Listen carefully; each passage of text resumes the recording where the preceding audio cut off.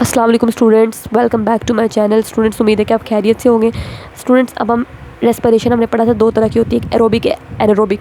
जो aerobic respiration होती है उसमें ऑक्सीजन यूटिलाइज होती है, हमने पढ़ लिया उसके बारे में कि कैसे ऑक्सीजन इस्तेमाल होती है। उसके दो फेसेस थे, पहली फेस में ऑक्सीजन इस्तेमाल नहीं हुई थी, सेकंड फेस में ऑक्सीजन इस्तेमाल हुई थी। एनारोबिक रेस्पिरेशन में क्या होता है कि इसके भी दो स्टेप्स हैं। इसमें क्या होता है कि दोनों स्टेप में ऑक्सीजन एना ए मतलब विदाउट मतलब कोई ऑक्सीजन नहीं है, ठीक है। ऑक्सीजन, नो ऑक्सीजन, कोई ऑक्सीजन नहीं है। जब ऑक्सीजन नहीं होगी तो फिर कैसे काम चलेगा उसके बारे में हम देखते हैं। अच्छा स्टूडेंट्स, देखें, जब अब ऑक्सीजन की गैर मौजूदगी होगी, इन द ऑक्सीजन मौजूद नहीं है, तब एनारोबिक रेस्पिरेशन होती है। और एनारोबिक रेस्पिरेशन को फर्मेंटेशन भी कहते हैं, ये आपने याद रखना है, ठीक है। अच्छा, जब देखो ऑक्सीजन हमें चाहिए थी, ऑक्सीजन ही तो ग्लूकोज के कार्बन हाइड्रोजन बॉन्ड को तोड़ा था और सारी एनर्जी रिलीज़ हुई थी। जब ऑक्सीजन नहीं होगी तो कार्बन हाइड्रोजन बॉन्ड्स ग्लूकोज के सारे टूट भी नहीं पाएंगे, सारी एनर्जी भी रिलीज़ नहीं हो पाएगी। तो इसलिए इस प्रोसेस के अंदर आपको ज़्यादातर एनर्जी रिलीज़ नहीं होती, ज़्यादा एनर्जी नहीं मिलती, क्योंकि ऑक्सीजन ही नहीं है, ठीक है। वही वो कह रहा है कि देखिए, एब्सेंस ऑफ ऑक्सीजन है, ऑक्सीजन है ही नहीं, जिसकी वजह से क्या होता है, glucose is incompletely oxidise, oxygen के सारे बॉन्ड नहीं टूट पाते, जिसकी वजह से ऑक्सीजन इनकम्प्लीटली ऑक्सीडाइज होता है और less amount of energy release होती है, ठीक। एनारोबिक रेस्पिरेशन के भी दो फेसेस हैं, फेस 1 फेस 2। स्टूडेंट्स, ये देखिए एनारोबिक रेस्पिरेशन के बारे में मैंने बनाया है। इसके भी दो फेसेस हैं, फेस 1 फेस 2। फेस 1 के अंदर वही काम होगा जो कि एरोबिक रेस्पिरेशन का था। दोनों का फेस 1 सेम होता है। एक ग्लूकोज का मॉलिक्यूल जो था उसके अंदर 6 कार्बन होते हैं, वो टूट जाएगा 2 मॉलिक्यूल्स के अंदर। हर एक मॉलिक्यूल के पास 3-3 कार्बन है, ठीक है। और हर एक मॉलिक्यूल को कहते हैं पायरुविक एसिड। तो एक ग्लूकोज के तो टूटने से 2 मॉलिक्यूल पायरुविक एसिड के मिलेंगे और ऑक्सीजन इस प्रोसेस में नहीं चाहिए होती, ठीक है। और इस प्रोसेस में तो पहले ही ऑक्सीजन नहीं थी। तो एरोबिक रेस्पिरेशन का जो पहला फेज़ था उसमें भी ऐसे ही था, वो बिल्कुल सेम टू सेम ऐसे था, क्योंकि उसमें भी ऑक्सीजन ही चाहिए होती थी। फेज़ 2 में ऑक्सीजन की ज़रूरत होती है। तो यहाँ पे देखें, ये फेस, इसका याद रखना है, एरोबिक रेस्पिरेशन का फेज़ 1 एरोबिक रेस्पिरेशन के फेज़ 1 की तरह ही होता है। फेज़ 2 मुख्तलिफ है, क्यों? क्योंकि यहाँ पे ऑक्सीजन नहीं है, एम इज़ विदाउट, ना ऑक्सीजन नहीं है। इसमें फिर क्या होगा, वो पायरुविक एसिड आएगा। अब ऑक्सीजन तो है नहीं कि वो पायरुविक एसिड के सारे कार्बन हाइड्रोजन बॉन्ड को तोड़ दे, ठीक है। तो ऑक्सीजन की गैर मौजूदगी में पायरुविक एसिड ना या तो अल्कोहल में कन्वर्ट हो जाएगा या लेटिक एसिड में कन्वर्ट हो जाएगा। ये डिपेंड करता है कि ऑर्गेनिज्म कौन सा है। जैसा कि जो बैक्टीरिया वगैरह ना, और जो फंजाई होती है, यीस्ट एक फंजाई होती है, सिंगल सेल वाली फंजाई है यीस्ट, ठीक है। तो ये जो बैक्टीरिया और यीस्ट होते हैं ना, इनके अंदर पायरुविक एसिड जो होता है वो कहता है चलो मैं अल्कोहल में कन्वर्ट हो जाता हूँ, और कार्बन डाइऑक्साइड, अल्कोहल और कार्बन डाइऑक्साइड में, ठीक है।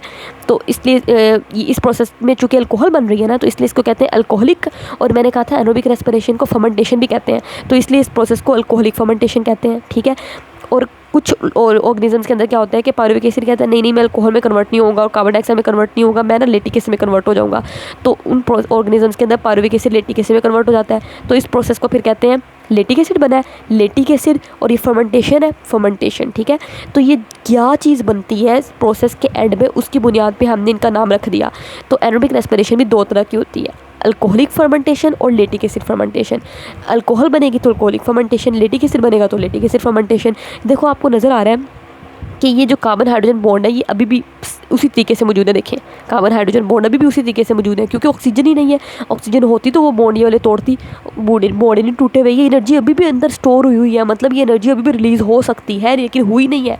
इसलिए इस प्रोसेस के अंदर कम एनर्जी रिलीज़ होती है, क्योंकि अभी भी इसके अंदर एनर्जी पड़ी हुई है, इधर एनर्जी पड़ी हुई है, इधर एनर्जी पड़ी हुई है। ऑक्सीजन ही नहीं है कि बॉन्ड तोड़ के एनर्जी रिलीज़ हो जाए। इसी लेटिक एसिड में भी देखें कार्बन हाइड्रोजन बॉन्ड आपको ऐसे ही नज़र आ रहे हैं, सारे कार्बन हाइड्रोजन बॉन्ड ऐसे ही, देखें ये भी ऐसे ही मौजूद है, ये भी ऐसे मौजूद है। तो ये सारे बॉन्ड्स ऐसे ही पड़े हुए हैं, टूटने वाले भी रहते हैं, टूटे ही नहीं है क्योंकि ऑक्सीजन ही नहीं है। तो इसलिए इस प्रोसेस के अंदर इतनी ज़्यादा एनर्जी रिलीज़ नहीं होती। तो यही लिखा हुआ है, देखें एनारोबिक रेस्पिरेशन में क्या हुआ, जो फर्स्ट फेज़ था वो exactly similar to the type of aerobic respiration, वो बिल्कुल एरोबिक रेस्पिरेशन की तरह। पहला फेस मैंने आपको बता दिया क्या होता है। पहले फेस में ग्लूकोज का मॉलिक्यूल जो था वो 2 मॉलिक्यूल पायरुविक एसिड के अंदर टूट गया। लेकिन सेकंड फेस मुख्तलिफ है, क्यों? क्योंकि सेकंड फेस में वहाँ पे ऑक्सीजन इस्तेमाल होती थी, क्योंकि वो एरोबिक था। यहाँ पे तो एनारोबिक है, ऑक्सीजन इस्तेमाल नहीं होनी। तो यहाँ पे pyruvic acid is not completely oxidise, pyruvic acid completely oxidise नहीं हुआ due to absence of oxygen, oxygen की गैर मौजूदगी की वजह से। बल्कि क्या हुआ, इट इज़ ट्रांसफॉर्म्ड, या तो पायरुविक एसिड कन्वर्ट हो गया थाइल अल्कोहल के अंदर, या लैक्टिक एसिड के अंदर कन्वर्ट हो गया, ठीक हो गया। वो कहता है अच्छा इन दिस वे, इस तरीके से क्या हुआ, अब हमने देखा कि बहुत से जो कार्बन हाइड्रोजन बॉन्ड्स थे आर लेफ्ट अनब्रोकन, वो टूटे ही नहीं है इन द प्रोडक्ट्स के अंदर। ब्रोकन मतलब टूट रहा, अनब्रोकन नहीं टूटे। तो आपने देखा है जो 2 प्रोडक्ट्स बनी थी, एथाइल कोर की और लैक्टिक एसिड की, इन दोनों प्रोडक्ट्स के अंदर बहुत से कार्बन हाइड्रोजन बॉन्ड्स देखें अभी भी मौजूद है। ये देखें, ये नज़र आ रहा है आपको, ये वाला कार्बन हाइड्रोजन बॉन्ड, ये देखें, ये कार्बन हाइड्रोजन बॉन्ड ऐसे ही मौजूद है, ये कार्बन हाइड्रोजन बॉन्ड ऐसे ही है, ये ऐसे ही है। तो वही कह रहा है कि जो प्रोडक्ट्स बनती हैं उन प्रोडक्ट्स के अंदर क्या होता है कि बहुत से कार्बन हाइड्रोजन बॉन्ड्स हैं वो टूटे ही नहीं है, लेफ्ट अनब्रोकन, वो टूटे ही नहीं प्रोडक्ट्स के अंदर। एरोबिक रेस्पिरेशन को हमने दो फॉर्म के अंदर क्लासीफाई किया, या तो अल्कोहलिक फर्मेंटेशन या lactic acid fermentation. Alcoholic fermentation क्या होती है, जब पायरुविक एसिड अल्कोहल में कन्वर्ट हो गया और इसमें साथ में कार्बन डाइऑक्साइड भी निकलती है, ठीक है। देखिए, अल्कोहलिक फर्मेंटेशन मैंने कहा था बैक्टीरिया में होती है और यीस्ट में होती है, बात याद रखनी। यीस्ट क्या, एक फंजाई है। फंजाई आपने पढ़ी ना क्या होती है, 5 किंगडम होते हैं, एक किंगडम फंजाई होता है जिसमें सारी फंजाई ये हेटरोट्रोफ होती है, अपना खाना खुद नहीं बना सकती, दूसरों से मतलब न्यूट्रिशन वगैरह लेती है, जो आपके ब्रेड वगैरह के ऊपर उगाती है किचन में ना, अगर कभी काफ़ी देर तक ब्रेड पड़ी रहे, ग्रीन कलर की या किसी और कलर की भी हो सकती है। तो ये बैक्टीरिया और यीस्ट अल्कोहलिक फर्मेंटेशन ही करते हैं। ये एनारोबिक रेस्पिरेशन की वो टाइप है जिसमें पायरुविक एसिड जो होगा further broken down into alcohol में कन्वर्ट हो जाएगा। पायरुविक एसिड अल्कोहल में कन्वर्ट हो गया और कार्बन डाइऑक्साइड में कन्वर्ट हो गया, ठीक। दूसरी होती है लैक्टिक एसिड फर्मेंटेशन। ये लैक्टिक एसिड फर्मेंटेशन कहाँ पे होती है, देखिए अक्सर आपने नोट किया होगा कि मतलब ना, जब आप भाग रहे होते हैं, फॉर एग्जांपल आपके पीछे कोई डॉग लग गया और आप भाग रहे हैं, आप भागी जा रहे हैं, आपको भागने में जाहिर सी बात है एनर्जी चाहिए आपके मसल्स को, क्योंकि सारे मसल्स आपकी बॉडी के काम कर रहे हैं, आपको भागने में मदद कर रहे हैं। तो मसल्स जो है उनको एनर्जी चाहिए। एनर्जी कहाँ से आ रही है, ग्लूकोज के टूटने से आ रही है, और ऑक्सीजन की मौजूदगी से ग्लूकोज को तोड़ा जा रहा है, ग्लूकोज के सारे कार्बन हाइड्रोजन बॉन्ड टूट रहे हो, एनर्जी रिलीज़ हो रही है। अब क्या होगा कि जब आप भागी जा रहे हो, एक ख़ास हद तक ही आप अपनी बॉडी के अंदर ऑक्सीजन लेके जा रहे हो, ठीक है, तो ऑक्सीजन कम पड़ जाती है आप, क्योंकि मुसलसल आपको एनर्जी चाहिए आपके मसल सेल को, तो एनर्जी आपको ज़्यादा चाहिए, ऑक्सीजन आप उतनी अंदर लेके नहीं जा रहे कि वो ऑक्सीजन ग्लूकोज को तोड़ पाए। तो फिर सेल क्या करते हैं, सेल कहते हैं ग्लूकोज को तोड़ना ही तोड़ना है, एनर्जी तो रिलीज़ करनी है, क्योंकि ये बंदा भागी जा रहा है, इसको भागने में मदद देनी है, ठीक है। तो इसके लिए इसको एनर्जी चाहिए, लेकिन अब एनर्जी कहाँ से आए, ग्लूकोज ऑक्सीजन तो आ नहीं रही, मतलब सांस ये बंदा ले रहा है लेकिन उतनी ऑक्सीजन नहीं आ रही जितनी ऑक्सीजन चाहिए हमें ग्लूकोज को तोड़ने के लिए।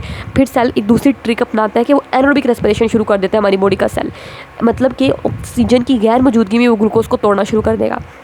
इस प्रोसेस में भी एनर्जी रिलीज़ होती है, लेकिन उतनी एनर्जी रिलीज़ नहीं होती जितनी एरोबिक से हुई थी, लेकिन हो तो रही है ना, एनर्जी तो मिल रही है ना, हमें कुछ ना कुछ तो एनर्जी मिल रही है, बंदा भाग तो सकता ही है। बाद में हम देखते हैं कि बहुत तेज़ दौड़ने के बाद आपके ना मतलब थकावट आपकी ऐसे जैसे टांगों के अंदर खलियाँ पड़ गई हों, जिस तरह कहते हैं, वो लैक्टिक एसिड एक्यूमुलेट हो जाता है, ठीक है, क्योंकि आपकी सेल ने एरोबिक रेस्पिरेशन स्टार्ट कर दी थी और एरोबिक रेस्पिरेशन में ऑक्सीजन नहीं थी, तो सेकंड फेज में फिर पायरुविक एसिड लैक्टिक एसिड में कन्वर्ट हो गया था, ठीक है। तो वो कह रहा है कि ये स्केलेटल मसल ऑफ ह्यूमंस के अंदर होती है, एंड 3 तरह के मसल होते हैं ना, स्केलेटल, कार्डियक, स्मूथ। तो स्केलेटल मसल्स के अंदर होती है ह्यूमंस के, अदर एनिमल्स के अंदर होती है कब, ड्यूरिंग एक्सट्रीम फिजिकल एक्टिविटी, जब आप कोई बहुत मुशक्क़त वाला काम कर रहे हो, भागी जा रहे हो या कोई और एक्सट्रीम एक्सरसाइज कर रहे हो, तब ये bacteria present in the milk के अंदर जो बैक्टीरिया होते हैं ना, जब दही बनती है तो उसमें भी यही होता है कि बैक्टीरिया वही एरोबिक रेस्पिरेशन करके मिल्क को लैक्टिक एसिड में कन्वर्ट कर देते हैं और दही बन जाती है। In this type of aerobic respiration में क्या हुआ, हर एक जो पायरुविक एसिड का मॉलिक्यूल था, 2 पायरुविक एसिड के मॉलिक्यूल बने थे ना, तो हर एक कन्वर्ट हो जाएगा लैक्टिक एसिड के अंदर, ठीक है। ये देखिए पायरुविक एसिड से लैक्टिक एसिड बन रहा है, ठीक हो गया। तो इस तरीके से एरोबिक रेस्पिरेशन का काम चल रहा होता है, ठीक है। एरोबिक रेस्पिरेशन के अल्कोहलिक फॉर्मेट कुछ भी नहीं है, बहुत आसान है।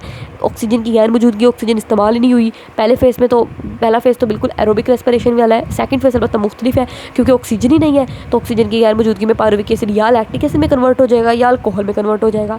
अब किन के अंदर अल्कोहल के अंदर कन्वर्ट होगा वो देख लेनी है आपने, उसको कहते हैं अल्कोहलिक फर्मेंटेशन, वो बैक्टीरिया और यीस्ट के अंदर होती है। और किन के अंदर लैक्टिक एसिड फर्मेंटेशन होती है, वो ह्यूमंस के अंदर और दूसरे एनिमल्स के स्केलेटल मसल्स के अंदर होती है। और जो मिल्क के अंदर बैक्टीरिया होते हैं वो भी ये काम कर देते हैं, बस कुछ भी नहीं लिखा हुआ, बहुत सारा है ये। अगले टॉपिक में हम इंपॉर्टेंस ऑफ फर्मेंटेशन के बारे में पढ़ेंगे कि क्या इस प्रोसेस, साइंटिस्ट बहुत चलाक हैं, साइंटिस्ट ने इस फर्मेंटेशन के प्रोसेस को ना अपने फ़ायदे के लिए इस्तेमाल करना शुरू कर दिया और अपने फ़ायदे की चीज़ें बनाना शुरू कर दी। ये जो नेचुरल प्रोसेस होता है ना, कुदरत का प्रोसेस जो हो रहा था, इसको साइंटिस्ट ने खुद इस्तेमाल करके अपनी चीज़ें बनाना शुरू कर दी, ठीक है। अब वो कैसे हुई ये हम देख लेते हैं आगे वीडियो में। उम्मीद है कि आपको मेरी वीडियो समझ आ रही होगी। अगर आपको अच्छी लगी तो आप प्लीज़ इनको चैनल को लाइक, सब्सक्राइब और शेयर करें।